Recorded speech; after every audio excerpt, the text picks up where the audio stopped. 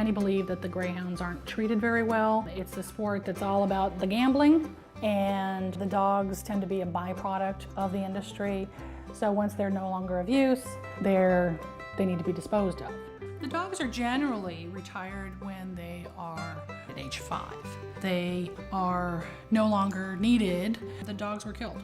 Greyhounds are really interesting, particularly the retired racing greyhound.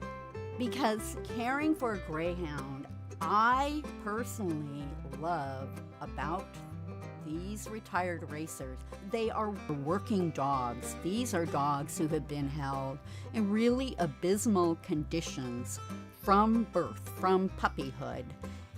They live in a large communal situation with typically poor quality care, and to have the opportunity to see these dogs come out of that environment and have a chance to live in a loving home.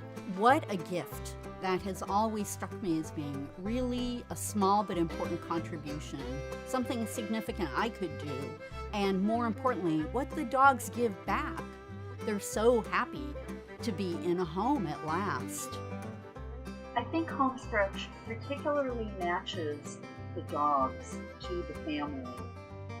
And I think Homestretch really takes the time to get to know each individual greyhound and their individual personalities so that they know who would that greyhound make a good candidate in which particular family. The adoption process for these guys entails an application, a home visit. We're looking for yard safety, a secure home, and someone who understands their differences. We're, of course, always around for support, any problems, questions.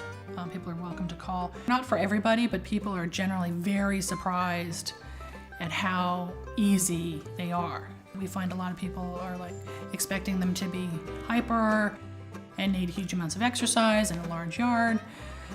And then they come to the meet and greets and they see these slugs laying here and they ask us if they're sick or what's wrong with them. Why are they all just laying down? Well, they go to the meet and greets, they lay down, they go home and they're exhausted, right? Because it's been such a joy.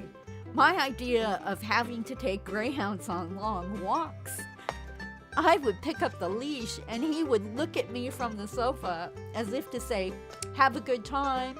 Let me know when you're home. I'll be here. Oh, don't wake me if I'm napping." So the adjustment was really easy, surprisingly so from my point of view.